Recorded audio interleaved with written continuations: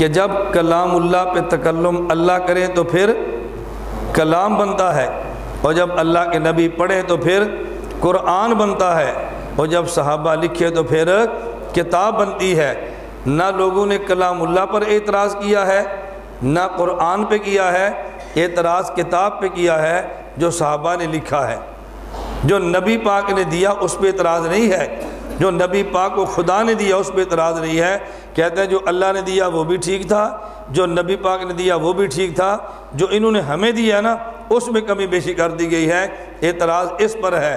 اور عجیب بات یہ ہے کہ جس پر اعتراض ہونا تھا اسی کا اللہ نے قرآن میں دفاع فرما دیا ہے۔ اگر کوئی چیز قریب ہو تو عربی میں کہتے ہیں ھذا، اور اگر دور ہو تو کہتے ہیں ذالکا۔ چیز سامنے ہو تو ھذا، اور چیز غائب ہو تو ذالکا۔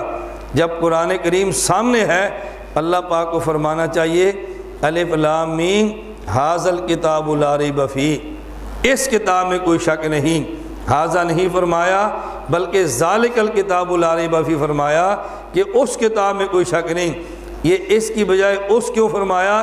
یہ بتانے کے لیے کہ جس طرح وہ کلام جو اللہ نے تکلم فرمایا لا ریب فیہ ہے، جو نبی پاک نے پڑھا لا ریب فیہ ہے، تو جو صدیق نے لکھوایا وہ بھی لا ریب فیہ ہے۔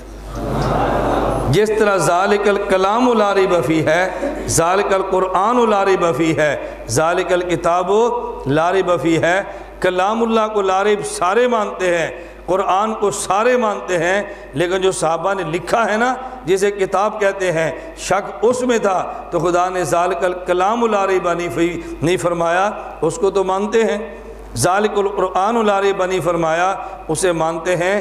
جس میں اشکال تھا اس پر فرمایا ذالک الکتاب لا ریب فیہ، جو صدیق کو لکھوائے گا اس پر بھی تم نے شک نہیں کرنا۔